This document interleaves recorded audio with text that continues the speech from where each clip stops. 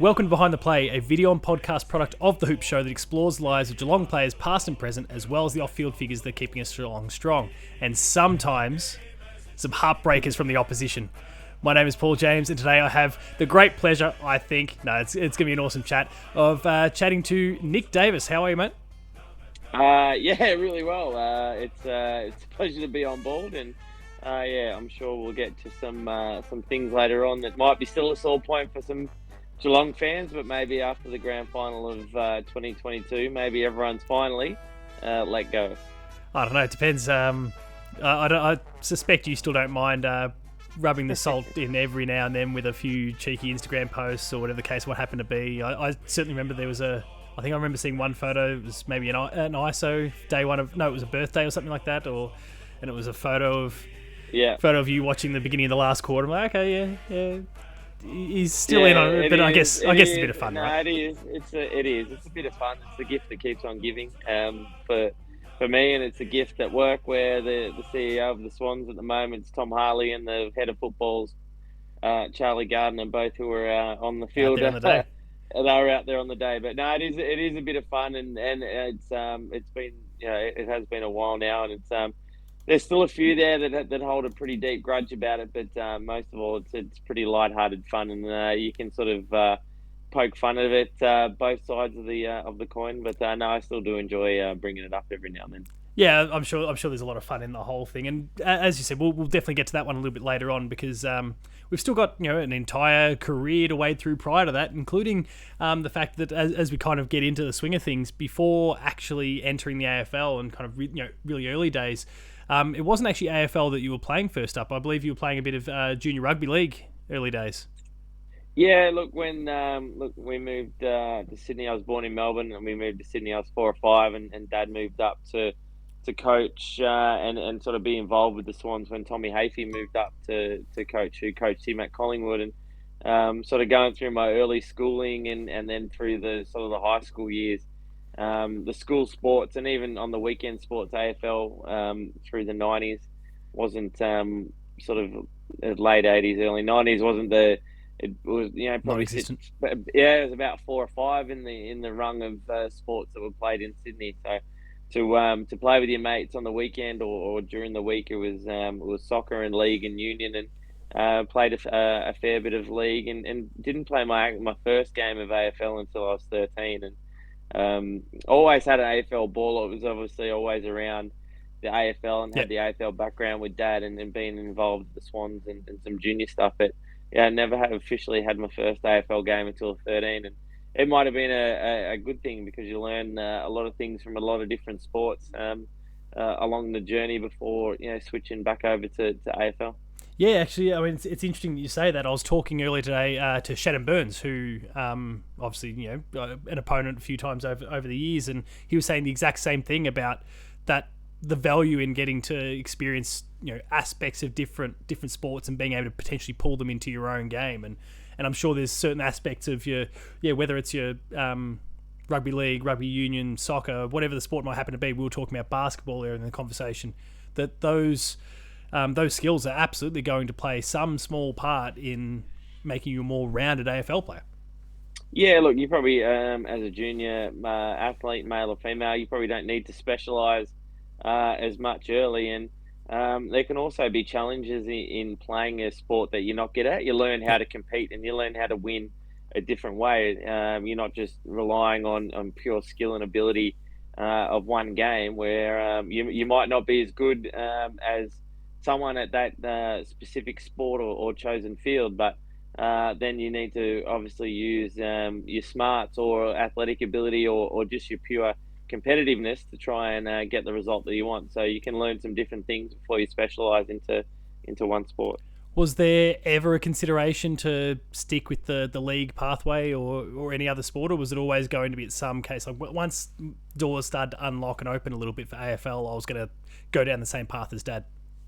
Yeah, look, it was probably the league was just something that was for my mates, and I was the kid that could kick, and which was really cool. So I just sort of got it and kicked it. But there was sort of cricket there for a little while. Yep. But it was more the fact that I was sort of lucky enough to be able to sort of tee up with Collingwood and be under the father son rule and have a pretty direct path to an AFL club at an early age, which made it a lot better and a lot easier for me to choose the sport of AFL. And once I was sort of progressed through the New South Wales ranks and I was able to go and spend some time at Collingwood, it made it a pretty easy decision, Yeah. sort of 15 and 16, that's the path I wanted to go down.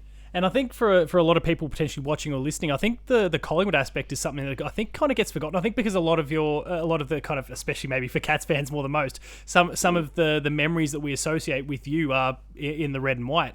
And I think it often gets forgotten that actually, as we've kind of already alluded to so far, you're a Collingwood father-son pick. It was pick 19 in the 98 draft, if I think I've got that right. I mean, Rising Star nomination in round 1 of 99.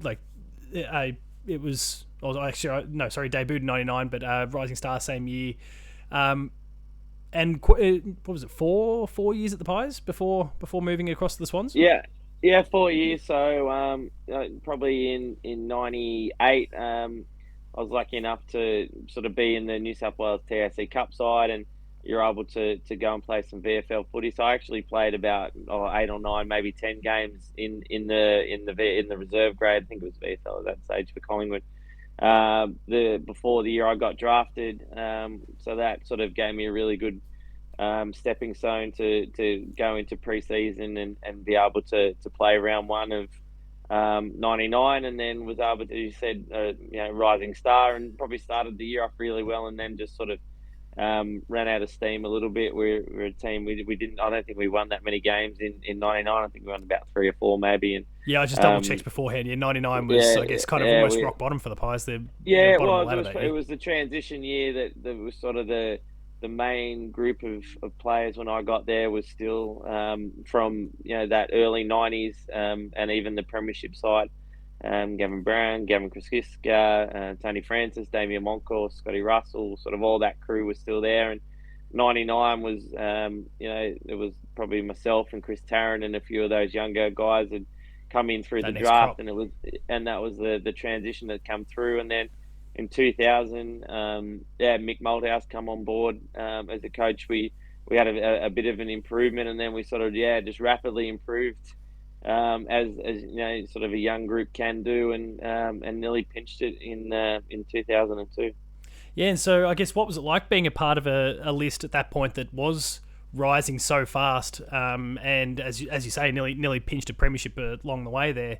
Obviously, they came across a pretty handy opposition a couple times there, but what was that like to be a part of this rapidly rising thing? 'Cause, I mean, Collingwood's seen that even in recent years, where they've just kind of, this year even, where they've just exploded, seemingly from outside perspectives, out of nowhere.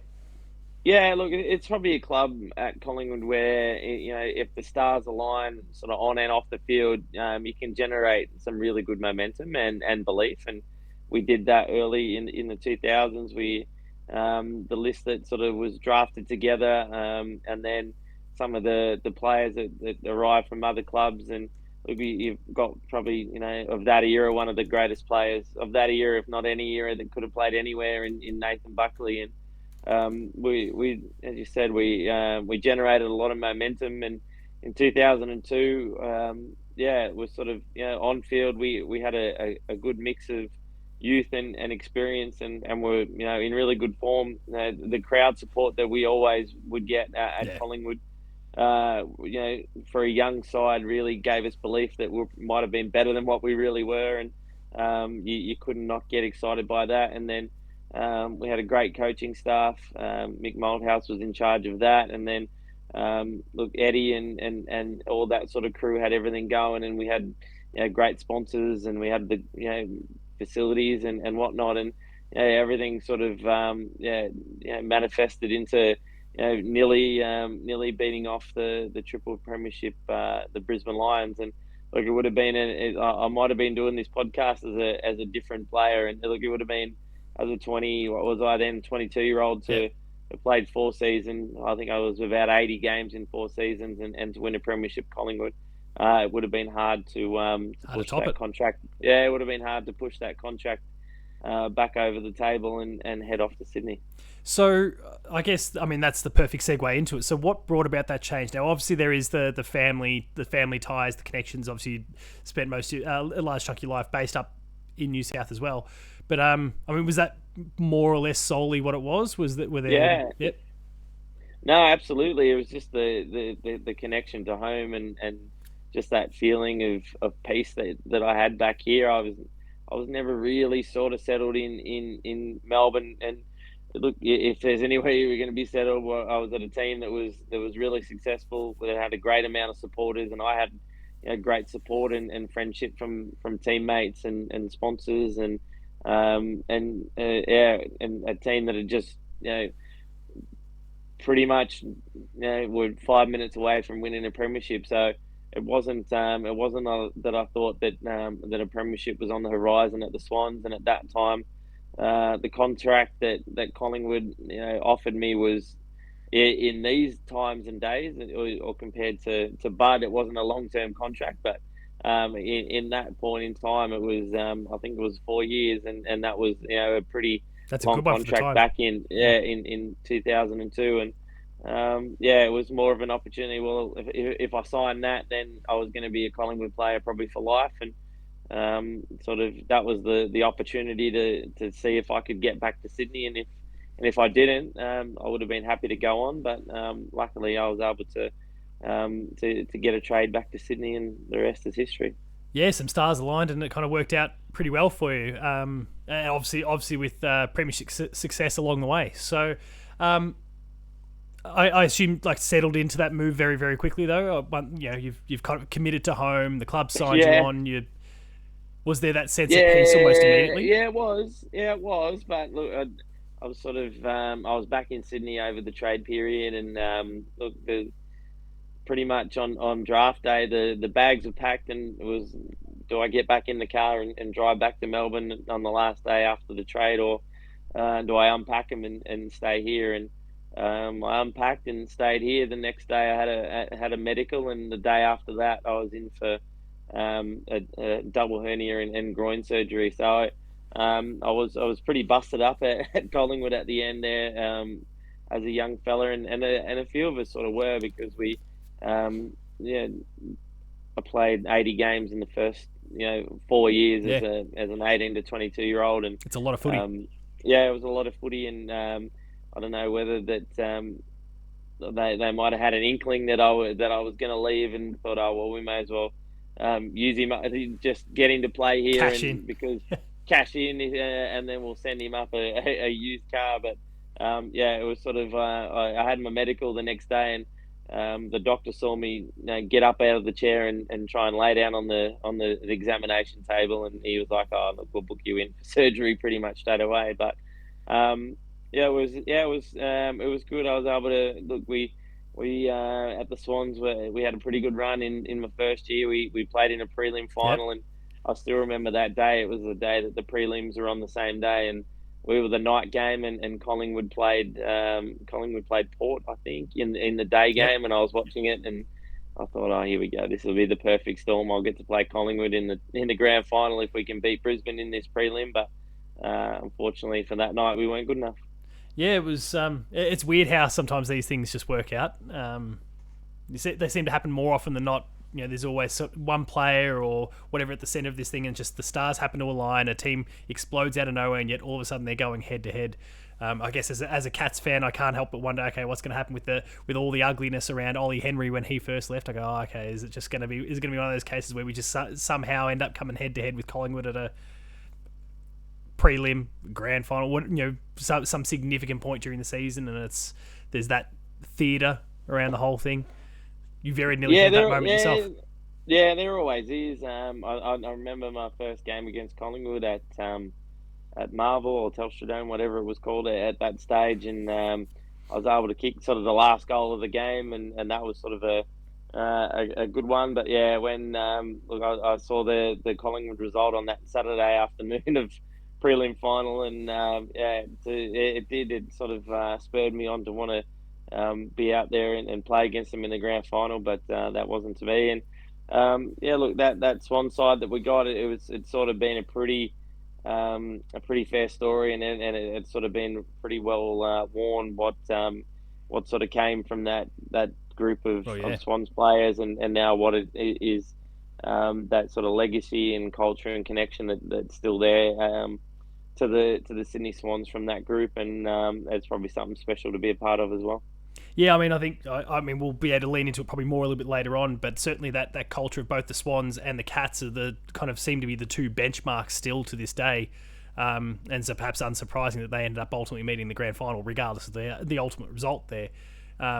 It's yeah, I feel like 20 years everyone's been kind of citing the same two teams over and over and over, and you're obviously speaking from some experience there. So Yeah, it is, and look, it's sort of how, and I know, look, I've got the utmost respect for Geelong, and know their record of making preliminary finals and all that sort of stuff over the recent history. And look, it was probably something that we started off at the Swans, and how do you measure success, and what is that? Because of the teams that are in the competition, only one can win the premiership. Does that mean that only one team truly succeeds? And yeah, that's probably not the way that you should or can judge yourself or the club. And that's something that we spoke about as that early 2000, sorry, mid 2000 Swans team is. What do we understand is success, and the behaviours and values around that, and we thought that would give us our best chance of winning. But ultimately, yeah, if you can be a success, then the winning of a premiership is the byproduct of that. and so I mean, obviously, yeah, as you say, winning a premiership and competing in two consecutive grand finals is a byproduct of that. But what was it decided upon that success needed to look like or should look like for Sydney? Yeah, it was a commitment to a way of doing things, and we wanted to make sure that, no matter, we had a sort of an anywhere, anybody, anytime sort of mantra, and it was a 24/7 thing. It was, look, the AFL had been, pretty professional for a while now, and we probably still thought that, we were only scratching the surface of it, Yep. and making sure that, look, let's not just judge ourselves on the 2 hours, on the weekend that we play footy, and how we can judge each other, and measure each other's success during the week, and have those small wins during the week, and and and then that sort of manifests Yep. into winning on the weekend. And yeah, it was something that, a culture and a connection. We felt that as a group, and as a club, that connection and that culture wasn't there for the Swans. It was still a little bit wishy washy, and it was still, the Edelson era, and Yeah. the Right. cheerleaders, and sort of what we stood for as a club, and we lost, and we didn't have that South Melbourne connection. And we went back to that. We did a lot of history, as a playing group on the club, and what the club was, and how things happened, and why the move happened. And we thought, okay, well, that's who we are. There's no point hiding from that. And if we can, if we can all be something together as a playing group, then that's going to be more powerful than. Look, we thought we worked hard as an individual playing group, but we might have been just sort of pulling off in all different directions. Where I think, okay, well, let's just be this. This is our history. Where this is our footy club, and if we all just sort of, if we all head and work in the one direction, then, who knows what's going to happen, and we're able to taste the ultimate success. Yeah, I certainly remember. I mean, coming through at the time that Sydney was really starting to kind of challenge in the finals there, like the grand final success and the runner up status period. I certainly remember. Purely as an outside observer, not necessarily knowing a great deal about the Swans' history at that point, not really having a great understanding of the Bloods. I was, at the time, I would have been 17, 18. Yeah, And or maybe, yeah, 16, 17, 18, that sort of ballpark.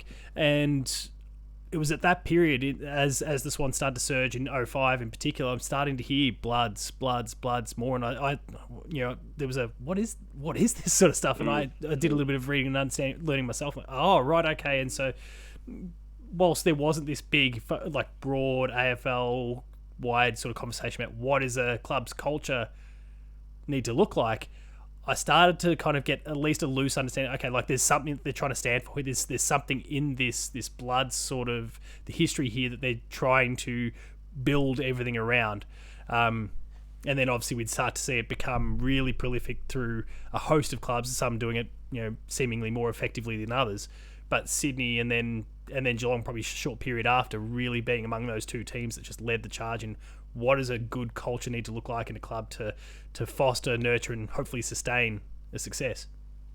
Yeah, it was important, and look, we understood that it's sort of the next level of detail that it needed to be at, and you can walk through any change room of any sort of sporting team around the country, and there'll be stuff up on the walls, and we wanted it to be a little bit more than that, and how we monitored and rewarded behaviour through that, and it wasn't about being the best player. It was about, okay, this is what we want to be, and then if you bring your sort of your own toolbox on top of that, and add your pieces to the puzzle. But look, a lot of people, and I've heard people sort of refer to that side as one of the best orchestras that you could put together, because there was the bits and the sum of all of the parts of that team made us such a great team. We sort of had the top end skill of Mickey O and Goodsy and a few of those other guys, and we sort of had the leadership and the grunt of Ryan O'Keefe, and as an emerging leader at that stage, with sort of Stewie Maxfield, Brett Kirk, Leo Barry, Craig Bolton, guys like that, Jason Ball. And then we had and we had sort of the other pieces around that just sort of, we all knew our job, and we're all happy to play our part in the orchestra and make some beautiful music. Yeah, no, you're probably selling yourself short there with a little bit of the magic on the side. So, oh no, I always sit behind Mick, and the best story I've got for Mick, in Mickey O is probably, if you ask anyone from that side, who's your favourite teammate, it was Mick. And I've never, and everyone want to ask, oh, who's the best player that you've ever played with? And I cheekily always say, oh, look, Mick O'Loughlin. And they're like, oh, really? Why is that? And I said, oh, well, every time I wanted to go down to the goal square for a rest, he always told me he had a mismatch. So he must have been better than every opponent that he played on. And I got sent back up the field to do a bit more running. So, yeah, my greatest player is Mick, because, he always had a mismatch. I don't know how. No, it's... leveraging that experience at that particular point in time, but very well played, Mickey O'Loughlin. That's brilliant. So as we start to move towards 2005, and certainly a period of pain for myself, but a period of great success for you and the club, as things are starting to lead towards that finals period and chalking the wins up, everything's coming along really well. Coupled with all those cultural things that we were just talking about, what was the feeling within the club going into finals time?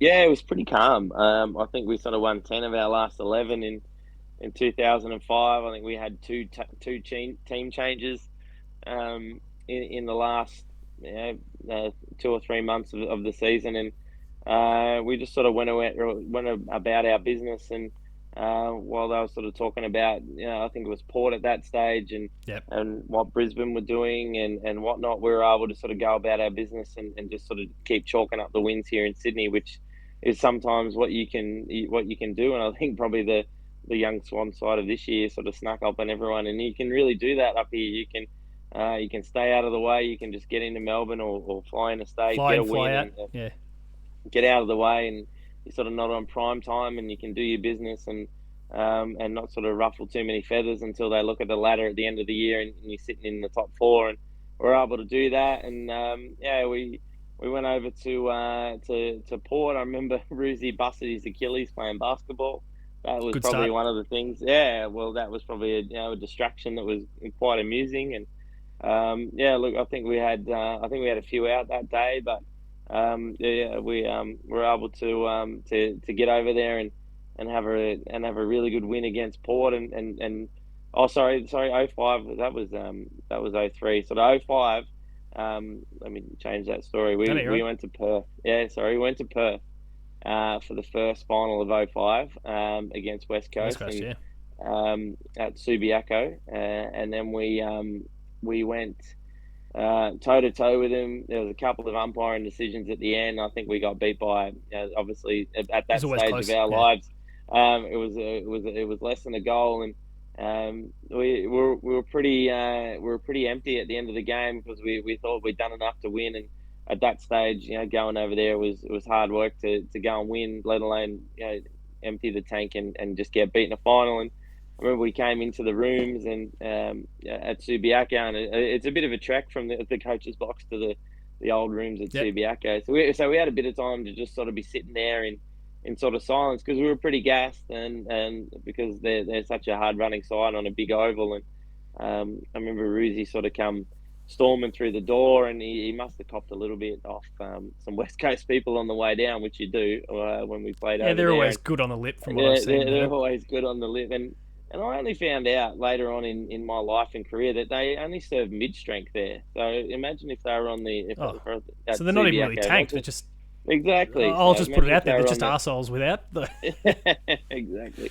So imagine if they were on the full strength gear. But then anyway, it's Rudy sort of come storming through the change rooms and got everyone into the coach's room, and we didn't know at the time. We just thought that he's blowing up at us because we know we'd let an opportunity slip, and we were a bit flat, going, oh geez, I hope he's not going to tear us apart here. We did everything that we could, and he came in and he goes, boys, that's I've never been prouder of a side. I've never seen a side play as near a perfect game of footy in hostile areas. And if you guys can do that for 3 more weeks, there's not a side in the competition that'll beat you, and you guys will win a premiership. You just got to sort of bunker down for 3 weeks, and if you guys can reproduce that, then I guarantee there's no one that can beat you. And ends up being a fairy tale story at the end, Yeah. but 3/4 of the way through the next game, it wasn't looking like that. Yeah. So I mean, before we really delve into your magic of the final quarter there, what were you thinking as things were progressing? Now it was obviously a very low scoring game, so it didn't necessarily like if things clicked as they ultimately happened, it wasn't necessarily going to take a huge amount in terms of scoreboard impact to ultimately turn the thing around. I think what was it like 47-30 or something at the beginning? Yeah, it was incredibly low scoring for 3 quarters in, but the weather wasn't fantastic. There was a lot of reasons behind that. But yeah, what was the feeling amongst the team, but even you personally, as the game was progressing the way that it was? Because everyone was having shots, but both teams were incredibly Yeah, inaccurate. yeah, both teams are inaccurate, and it was sort of a game that was controlled between the arcs. You said there wasn't a lot of scoring, and both defensive units. Look, it was probably the Geelong side that their strength was in their Yep. defensive units. It was before Gazza and Stevie and those guys become such the offensive weapons that they were. It was the both defensive units were really good, and look, there was probably some points there. I think at halftime that we were just pretty keen to stay the course and just sort of play the long game with Geelong and that sounds funny in hindsight, but sort of take him to the last 5 minutes and see if they're still Yep. going toe to toe with us. And Back it's yourselves sort in. of probably and back our style in. We were pretty confident that we'd won enough, and that our style would probably potentially wear them down. And it wasn't until 3/4 time that there was a bit of a change in the philosophy of what we wanted to do. And I still remember I was sort of at the back of the 3/4 time huddle, and we land on the ground getting a calf and hammy massage, and Ruzi came out to it and goes, right boys, we're making a change at stoppages now. We're going to keep the same setup, but instead of hitting it in tight and keeping it close that we used to, we're going to Clear it. Bally and Joel's. I want to hit it on the outside. We need to get the ball in clear out. And I was like, hang on a second, that's where I'm going to be. So I sort of was pretty excited with that, and I sort of remember just after the last sort of siren at 3/4 time before you go to run out, Phil Mellon, who was our player welfare, and he was on the bench at that time. He goes, right, this is set up for you to win the game. And I was like, yeah, well, I'll do my best. I'll see you at the end and see how we go. And again, sort of all the stars align. And if you go back, and I have watched a lot of the replays, if you go back No. and watch it, you can sort of see the first goal was The first goal was the I think it Cats. first goal was the Cats. That was a handover between Louis and myself. LRT, we blew a handover on the mark there, and I was just trying to be a bit lazy, and I blew that, and my opponent kicked the first goal, and then sort of my first goal was a ruck stoppage hit on the outside, and the second one was probably where we took an intercept mark deep in our defensive 50, where we would have been slow on our exit. We were pretty quick, and I was able to get one-on-one inside 50. The third goal again was a ruck hit, sort of on the outside, sort of clearing the congestion. And the fourth one we don't need to talk about. No. And the fourth one was I've still got to thank my mate Adam Schneider, because it was sort of his one. It was his side to go on that left foot, and we sort of got to the spots where we would normally be, and he gave me he's like, nah, you go, and we sort of switched spots for that one, and I was able to shin it through. I mean, do you know what the thinking was there? Was it just a case of, I mean, ultimately it was there and probably obvious for everyone that you were running hot at the time. Was that? Do you think that was just Shine's head at the time? That was kind of the call. Yeah, but everyone else was pretty much in the spots that they needed to be. It was. It's a scenario training that you go through, and to be able to think clearly, and it felt like that last stoppage went for like in real time, like a minute, 2 minutes. It felt like I had forever to get there, and it felt like it forever to sort of get the hit and go through that tap. But when you watch it back, it does happen pretty quick. Yes. But everyone was in the right spot and in the right time, and I probably the fact that I juggled it was I was at some stage on the run I was expecting contact from somebody. Yeah, someone to knock you off the line or something. I thought like that. There'd be someone that if you've kicked the last 3 goals in the game, that someone might try and run into you. But I was able to go through untouched and throw the left foot out and kick the goal. That sort of at that stage moved us on to a prelim final against St Kilda, and then ultimately into a premiership. And now 16, 17 years down the track, the stories from both general AFL fans, Swans fans, and Geelong fans. I've nearly got to at least everyone that was at the SCG, and the majority of people that had watched it sort of from wherever around the world on that night, and it's something special. And now having a young daughter that plays AFL footy. That sort of she knows it, and it's sort of it's something that thankfully has been able to live on for a long time. Yeah, I must say, like that particular night for me, my so like I said, I was still a school age kid at the time. Dad had brought home a projector screen that night. Like he brought everything. Like we were going to go full cinema style with the whole thing, and just kick back and enjoy it. Since we were going to the game, like any Melbourne game, we'd go. We were MCC members. If it was in Geelong, we'd just go down the highway. Whatever the case happened to be. Interstate, Dad's work, we couldn't do that. So he grabbed the projector from work, brought it home, we threw it up on the wall, and that last quarter was just, I was just shrinking deeper and deeper into the couch there, and I distinctly remember, and I shouldn't even admit it to you, I distinctly remember being in tears at the end of that, so thanks. No, you're not Robinson Crusoe. Not alone. No, you're not alone. The Geelong Premiership hero, Gary Rowan, when I first ran into Gary up here in Sydney, he goes, "Oh, mate, you cost me." I went, "What do you mean?" He goes, 2005, you got me grounded. He goes, I was swearing at the television. Oh. He goes, I threw me meat pie at the television and stormed off, and Mum, I got grounded for that. So, no, it's always been a joke between Gazza and myself. Yeah, right. Okay, I didn't realise that, but well, I guess Gary and I got something to bond over then in that sense. But when you connected with the ball. Now, obviously, you wouldn't have known necessarily how long was left, but you knew there wouldn't have been much left on the clock, and I'm sure a runner got out there very quickly afterwards, if you didn't already know. Did you, in that moment, realise... Obviously, we can see the celebrations and all that sort of thing, but did you realise the gravity, like, okay, that's it, we're good? Or... Yeah, we sort of got like a bit of a countdown, and we sort of knew that we were running out of time, and there wasn't going to be many left. But sort of once it went through, we pretty much knew that. Even if there was a few seconds, we thought that we would have been able to sort of send everyone back behind the footy, and it's hard at the SCG because it's pretty quick from the one center kick square So yeah, so you've got to be on your toes. It's not like the MCG, but yeah, sort of once we kicked it, no, there was still probably, we were such a well drilled team, as was probably evident by the fact that the goal happened, and then we were pretty well drilled to make sure that we got our job done. But sort of when the siren went, yeah, that it sort of it all hit that it was a pretty special game.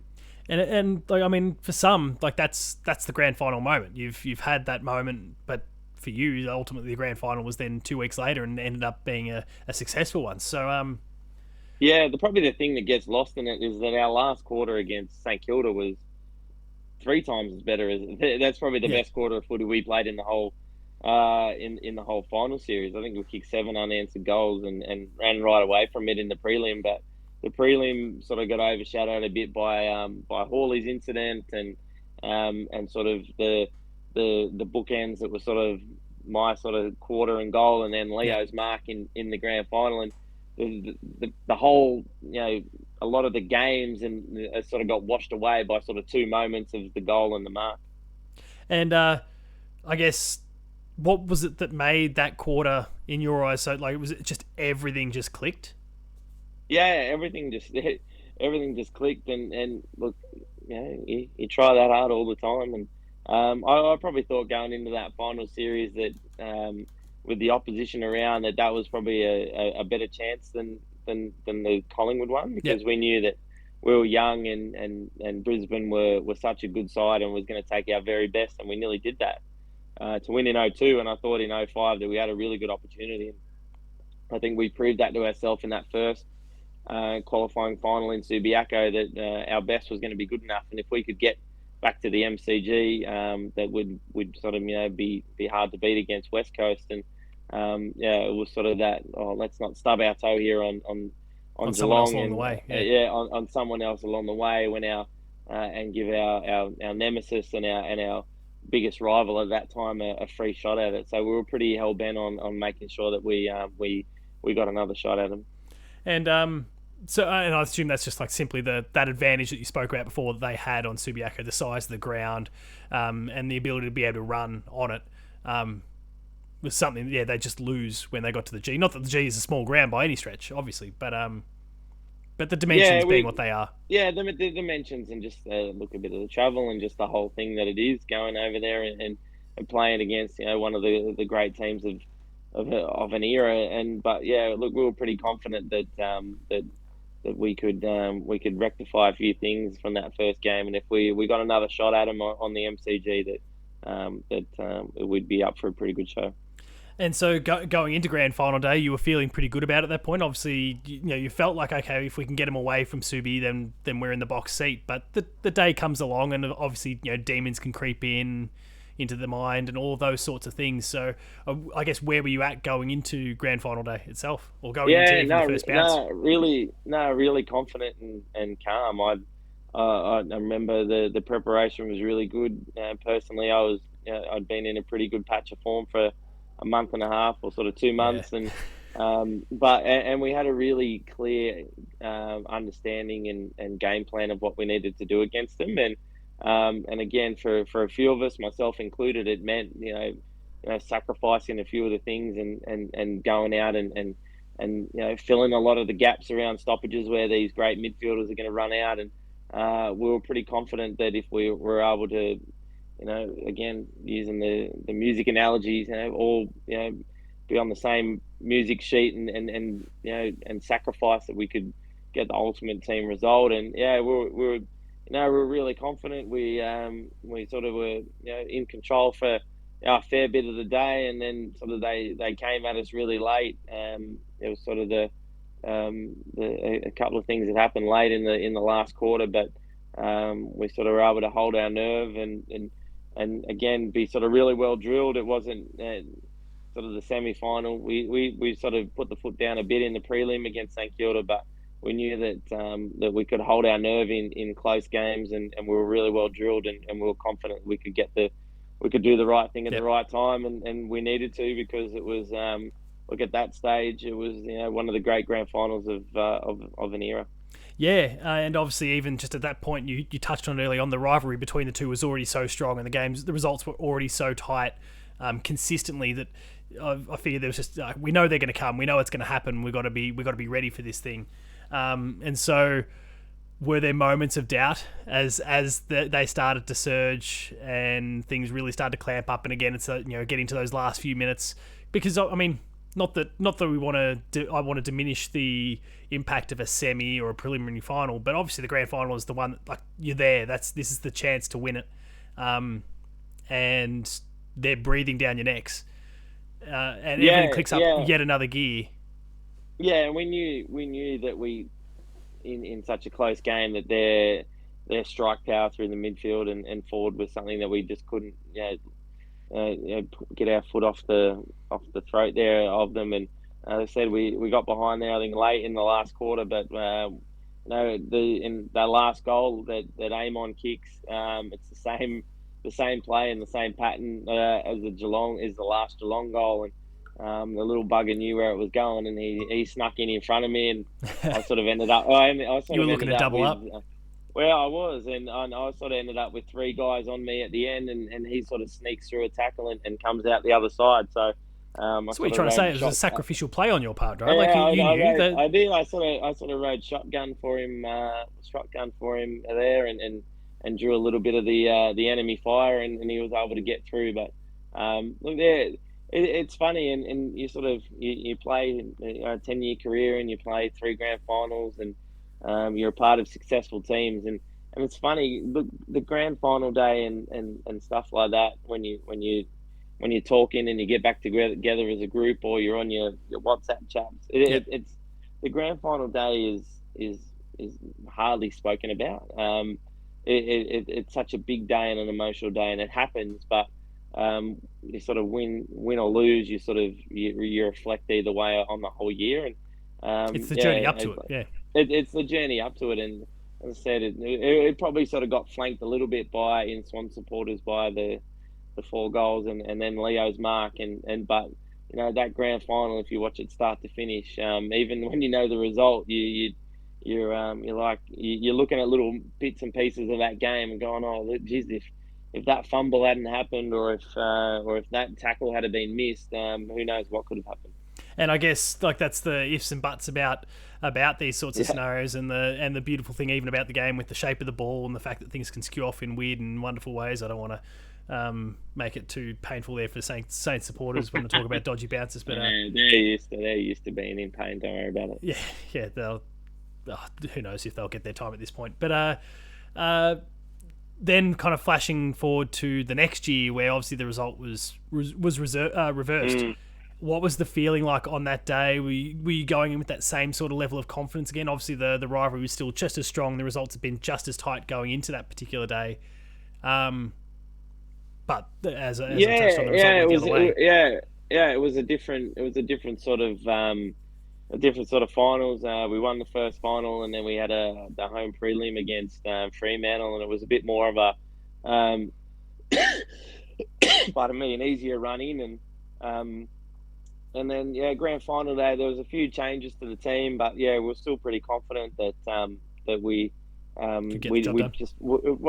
played them enough, and we knew what it was, that if we did this, that we give ourselves a shot to win, and it was sort of and if we sort of let them get away, then we knew how they could win. So the results of it that time show that there wasn't much, but there was sort of a struck match between us, and they were sort of out and running early, and I still remember Goodsey kicked that. We sort of hung in there, and Goodsey kicked the first goal of the last quarter, and we had all the momentum, but look, to their credit, we just couldn't quite. Just held on.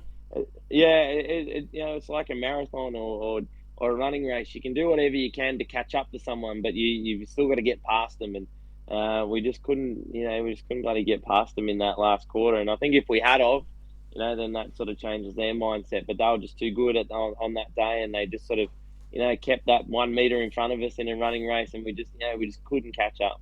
Yeah, and sometimes just what it takes from you to get yourself into that position is then what stops you from getting over the line, because you've already maybe stretched yourself so far to get to that particular point. Yeah, it is, and look, I think probably in most of the three grand finals I played in, there wasn't a time to cast my mind forward to a win or forward to a loss. Whereas 2000, the last year's grand final, halfway through the game or three quarters of the way through, the Geelong players are casting their mind forward, and the Swans players are casting their mind forward to what it's going to feel like. But Yeah. the three grand finals that I played in, You it didn't was have to a chance for that. no, Yeah. it was to the final bell, and you were just sort of in it the whole. You were in it the whole way, and you sort of really couldn't take anything in because you're just busy at work. Which I'd imagine still, when you're on the successful end of that equation, makes it all the more, I think, probably even more rewarding. Not to diminish any other grand final, whether it's a Geelong big win or any other club who might happen to be a part of a big premiership success. I'm sure though, when you do have to fight it to the very end, I'm sure there's a more rewarding feeling that comes with that. Yeah, it is now, but you don't get paid by the margin, and you don't get it. You don't get a bigger trophy or more medals, and trust me, I'll take 88 points any day of the week. Yeah. And so obviously, I mean, that wasn't the end of your career though. Still several more years at that point. And I guess in total, as we kind of summarise that entire period, 168 games, 235 goals. I note that, like, Ben helps with the spreadsheet that we put together. I noted that he's highlighted those 4 goals that you got in that semi-final against us were almost half of your overall tally against the Cats, and you did it all in one quarter. So again, thanks for that. But yeah, no, I didn't. It was always a tough early days at Collingwood. We played down at Cardinia Park, and always tough games. And I didn't. Yeah, it probably wasn't one of my better matchups, Geelong. But yeah. Well, again, that defensive focus that you spoke about before was probably. Yeah, and the boss, and I got to give him some. I got to give him some credit. The boss. I normally played on Tom, and he for some unknown reason, I don't know why he disappeared in that last quarter, but. And went to man up someone else. But no, I generally got Tom, and he normally got the better of me. And I mean, ultimately though, a brilliant career. Yes, obviously there's these huge successes that we spoke about, from the semi to the grand finals. Obviously amazing achievements. But in the post career, there was some dabbling with NFL as well. You were looking to make it as a punter. What was that like when you decided? Because I mean, you touched early on there when you were junior days with rugby that you had a fair kick on you. Where did the idea to actually take it down that path come from? Look, it was just probably a few guys that sort of have a bit of a business that sort of got guys over there, and it's probably been proven that if you can go early and be involved in the college system, that's the way to do it. But I sort of finished my career in Sydney with a knee reco, and sort of once I rehabbed that and had a bit of a go at it. I did a pre-season at the San Diego Chargers, and learn a lot and sort of build a skill set there, and probably even more of a professionalism and a coaching skill set as well, and came back and sort of turned my hand to coaching pretty quickly. It was something that I always enjoyed doing. I enjoyed the coaching side of the game and the game planning side of it, and the planning and the scheming as a player, and I've sort of got into that pretty quickly, straight away at the Swans, and lucky enough to sort of been involved in sort of the academy space, the VFL space, and with the senior side as a runner, as well as in as 2012 with the premiership success. Yeah, so I was able to be out there on. I was a runner in 12, 14, and in the box in 16. So yeah, got a premiership runner as well, which was really good to be a part of that. And it was a really different feeling, that 2012 side. It was obviously a different crew of guys, and it was pretty familiar to the 05 team, but it was just it was a bit different. Yeah, there's a few little changes around the side, and that can change the DNA of the team at the end of the day. Yeah, it is, and that's something that's important about culture and connection. And it was important that group didn't do it the way that we did it. They understood what the bones of it were, but they put their own flavour to it, and it's just to continue to evolve. And this side now, there's still a similarity to the 2005 sort of stuff that we spoke about, but the times have changed, and and they've brought their own flavour to the way that they want to sort of go about their footy. And so obviously you spoke about the little bit of coaching, that what you learned from even being over in the US and being able to bring it back when you came back to the Swans in that capacity. What was it like being able to work? Obviously, you spoke about some of the development, those sorts of things as well. What was it like being able to work with some of those newer guys and impart some of that wisdom as well as? It was really great. I really enjoyed it, and it was a bit of part of my coaching that I loved, and sort of going back sort of over some of your notes and looking at some of the the player stuff that you'd written down for some of the players that had come through, and some of the trademarks and individual development plans that I'd wrote. And there was sort of one for Tom Papley that his early development plan was to be the most dangerous small forward in the competition. Yep. And you look fast forward 6-7 years, and he's right up there. Been able to do that. There's Will Haywood was another one that sort of what we wrote down in his first year he's been able to achieve. Toby Nankervis was another one, even though he'd sort of moved on, now a triple premiership player and premiership captain and a captain at Richmond. And they're the sort of things that are really rewarding, that you can be a part of another career and really enjoy that side of the game as well. Yeah, it's really awesome, and I guess there's a lot of people that can be sometimes lost to the game, and they've had these incredible experiences. They've got this great knowledge, but they, for whatever reason, maybe of their own choice, or it just doesn't work out, whatever the scenario happens to be, that knowledge sometimes gets lost. And so it's awesome that for the Swans players coming through, some of them you've just highlighted there, but even for the fans to be able to see you still actively involved and around, whether it's in a running capacity, whether it's in a coaching capacity, I think it's really important to keep these figures in there that have got something to share, and you absolutely do. And I'm sure every now and then you pop into someone's ears and remind them about the semi or whatever the case happens to be. But did you see that highlight? Here, I'll send you the tape. Yeah, exactly. As I said, when the CEO and the head of footy were on the field, they've got some quality control over what content gets put out, and they don't like to see it get put out there too much. But no, I'm really fortunate to be able to be involved in the club, both playing and coaching.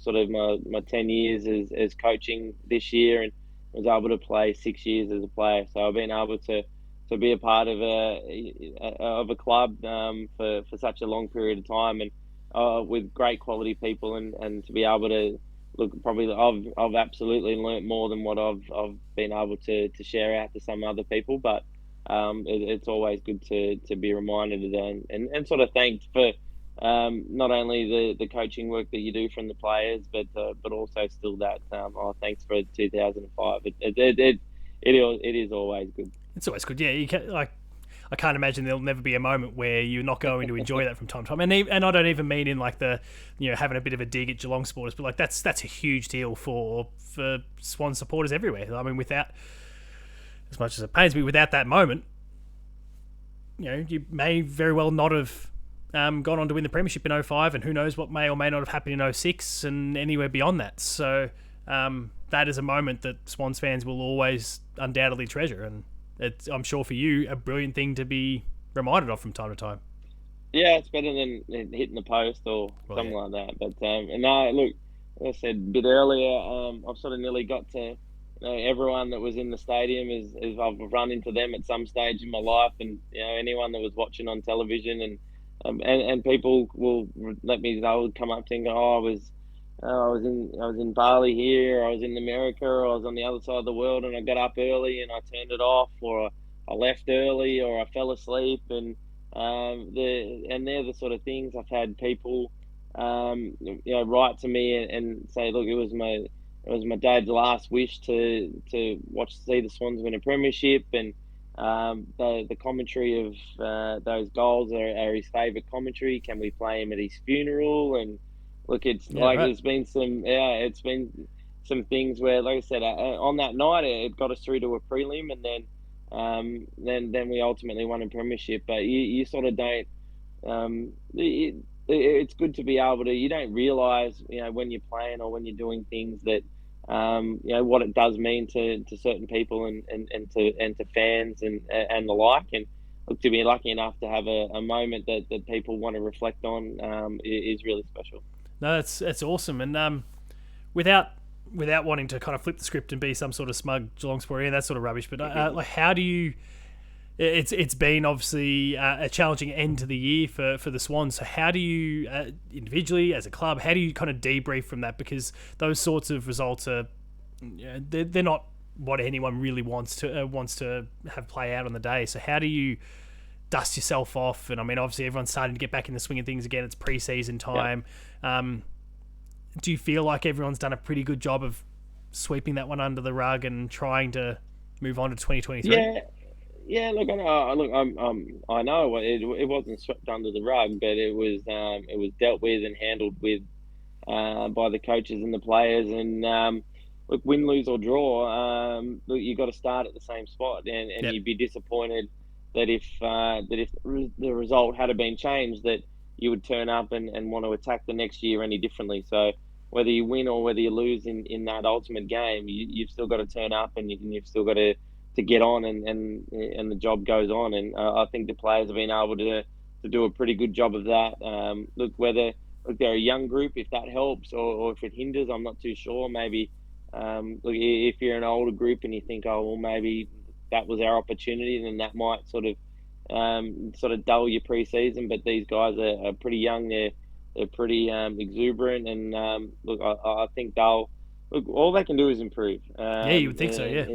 And all they can do is want to improve, and that would have been the mindset and the mantra if they had have won the grand final. That you've got to turn up and you've got to keep getting better each day, and you've got to improve. Give yourself a chance the next year. Then give yourself a chance. So that's the plan. I think some of the critical analysis from that game's been done. They've looked at what it was. They've owned it. They've acknowledged it, and then it's time to just move on.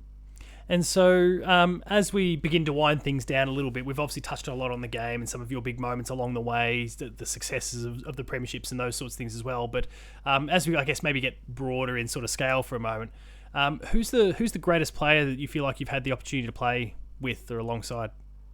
Yeah, look, I told you, I joked that it was Mick because he always had a match up. He always had the best. For us, I got a mismatch. Had a mismatch, but look. I did mention it earlier. Look, Nathan Buckley was probably early days at Collingwood, being a young fella and watching sort of the professionalism that he had. And look, and he could just play anywhere and do anything, and just sort of you did find yourself just watching him out there sometimes, and just sort of he just had a presence and an aura, and the crowd just sort of just loved everything that he did. So. Bucks was definitely up there. The Goodsy, definitely someone of sort of his athletic ability, and I was lucky enough to just see what he could do off the field as well, and the way he prepared. It's no fluke to be able to do what he did, the way that he went about it, and to play as many games as he did. As many games as he did in positions that he did, and probably the best player to coach. I've just sort of been lucky enough at the back end to run into Lance Franklin and just to see what he does. It's just look, it's no fluke. Look, we're probably going to never see anyone do what he's been able to do again in a career, and to be lucky enough to be able to for him to listen to you and to be able to coach him through some things and become a mate of his has been something that he's definitely a once in a lifetime, and to be able to be a small part of that career is something special as well. And I guess didn't really allude to it before, but of course that's another Geelong and Sydney moment in of itself. The 1,000 goals coming up earlier in 2022. So what was that like for you on the day? Obviously it was pandemonium on the ground, and we obviously hear about some of the boys getting stuck on the other side of the ground and all of those sorts of funny little scenarios along the way. But what was that like for you at the time? And again, having been a part of that journey for him and being able to offer a percentage of that through your coaching and those sorts of things. Yeah, it was something that, and I thought probably the club and Bud handled it better than anyone. I think he really embraced the moment. He understood, and I think everyone understood the meaning of what it was, and the hard work, because the year before he didn't play a game, and look, the career might have been hanging in the balance, but he in that sort of first COVID year, and he works hard. He loves the game of AFL. He's a student of the game. He trains harder than anyone I've seen when he's out on the track, and he just, again, there's no secret to the longevity of his career and the magnitude of what he's been able to do. You just don't fluke that sort of stuff. Yeah, it's been a pretty special effort of his over the years, and as a Geelong supporter, having seen him obviously as a Swan, but also even when he was a Hawk and going head to head in things like 2008 and those sorts of things, there's an appreciation that I have, a little bit of a frustration towards him that I have for some of the things he's been able to do along the way. But I mean, you can't argue the brilliance that he's got and everything that he's contributed to the game as a result. So. Yeah, sure. I'm sure very, very special for you to have been able to work alongside him for all those years. Is there anyone, we are a Geelong show, so kind of looking to that other side of the fence a little bit as well. I mean, looking over at the Cats, is there anyone that you always admired for the way they played, or looked up to, or considered to be kind of the pick of the, for one of a very cat-centric phrase, the pick of the litter? Pick of the litter. No, like I said, always had a super healthy respect for Geelong, and probably over the last sort of 5 or 6 years, the Geelong games were one that I would watch up here in Sydney on a Friday, Saturday night. I enjoy the way that they play their footy. I sort of enjoyed their small forwards. Motley was one of my favourites. Motlop, I loved him when he was at the Cats. So he was probably one of my favourites as a small forward. I liked how he went about it. We had a bit of banter when I was a run or two there. He was high energy, and we had a bit of banter, and he said that I was one of his favourite players, so that was pretty cool. That always helps. It does. Of the Swans crew these days, who's someone, not that you can necessarily play favourites in the sense, but like if you look, maybe you're kind of... Can. Okay, well then I'll let you tip right into that. Is there you got a little there's teacher's pet style? There. It's probably, look, as I said, I worked pretty closely with Tommy Papley and Will Hayward, Ollie Florent in their first couple of years. And then also when I shifted to the Swans Academy, was sort of Isaac Heaney, Callum Mills, Nick Blakey, that sort of crew. So no, there is a favourite. There's a favourite there, and it's they're pretty tight. They're a young group of guys, and look, there's a fair crew of them now from Sydney and New South Wales, but still a lot that are drafted from interstate, and their bond is pretty tight. So there's a few of the favourites of the Swannies boys. And as we start to cast an eye towards 2023 for Cats fans who know that inevitably we're going to have to come across potentially a pretty upset Swans team that might be looking to get a bit of revenge for the last Saturday in September. And I mean, who are some of those maybe young up and coming players that we might need to be keeping an eye out for that maybe we haven't heard a huge amount yet, especially for any of us who aren't part of the Sydney bubble?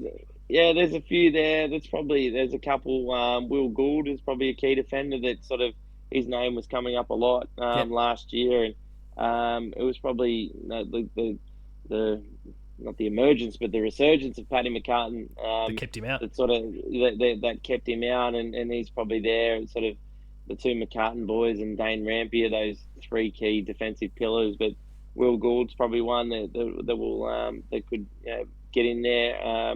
Angus Sheldrick, he a young on baller from Western Australia. I think he's got some really good some skill there, and he's got some really good people to learn off with. Luke Parker he's stood the test of time to be able to be one of the top midfielders of the competition, and sort of a similar player to Park. So there's a couple there that they could be. Look, Joel Amati is another one that sort of that key forward ruck, and probably the one that I think will people will see a different look in Logan McDonald when he steps out on the field next year as well.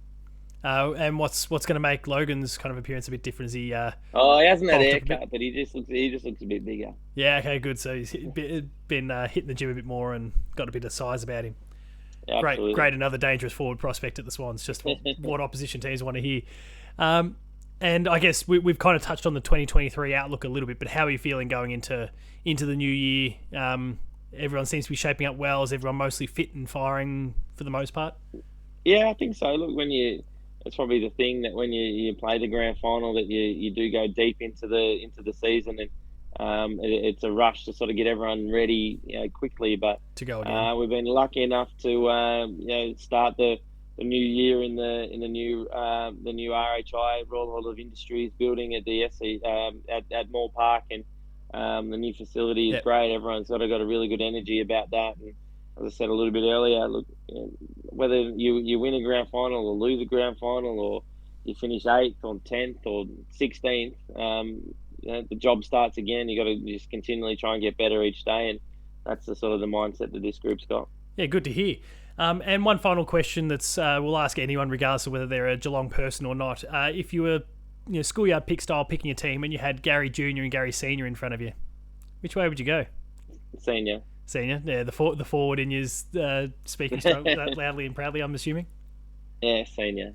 Is it purely that forward capacity? I just think he's better. The special sauce. Yeah. I don't know. Nothing against Junior, but no, of course not. Senior. Awesome. Well, Nick, thanks so much for coming on the show and sharing this journey so far and these insights from your career. And I'm sure undoubtedly bringing a few Cat supporters to tears. I'm thrilled that I managed to hold it together along the way. But yeah, thank you so much for this. It's been awesome to get to chat. And if people want to see more of what you're up to on the daily, or get a reminder of that final from something like an Instagram, where should people go? Yeah, no, I've got the Dickie Navis 2 Instagram, or just search up Nick Davis. Got Instagram and Twitter. Doing a little bit of radio, do some SEN stuff up here in Sydney as well. Got a Saturday morning show that just a sports show that similar to what Hutchie and Pickers have got in SEN in Melbourne. So sort of diversifying out into a little bit of media too, which I enjoy, and calling some of the Swans games as well for SEN. So got some social media content out there, and as I said, every now and then that if that game pops up, whether it's semi-final week or whenever, there's always a little barb there that I can You've always got that one in the back pocket. Yeah, it is. It's always in good fun. So Cat supporters, I guess, don't go too hard at him for it, and certainly don't think that the 2022 premierships can hold over either. Exactly. Hopefully this hour is a bit of an offering, and extending the olive branch out to those Geelong supporters that still haven't gotten over it. Yeah, look, I'll admit going into it, there was still a little bit of how's this going to hit me? How's this going to hit me when we start talking about it? But nice and cathartic for me to be able to chat to the man responsible for the heartbreak and the olive branch, as you say. But as I said, thanks so much for coming on the show and sharing this journey so far. And whilst I'm not going to wish the Swans the premiership in 2023, because I hope my mob can be somewhere there about again, but wishing that you and the team nothing but the absolute best going into the next year, into the new footy season, and hope things go well. Thanks, mate. Appreciate it. Yeah, hopefully everyone has a safe season, and hopefully it is as exciting as it was last year. Yeah, and Cats fans, please make sure, if you haven't already done so, subscribe to The Hoop Show on YouTube, subscribe to Behind the Play on podcast feeds everywhere as well, and even check out the Patreon as well, where episodes like this will be available, early access for people to go and check out. For literally the cost of one coffee in a single month, you'll get access to all the early episodes of this and a host of other things that myself and Ben will be putting together. So thank you for all your service as well. Nick, thank you again for coming on the show. Again, good luck in 2023. Thank you very much. And Cats fans, remain Geelong strong, and I'll see you next time.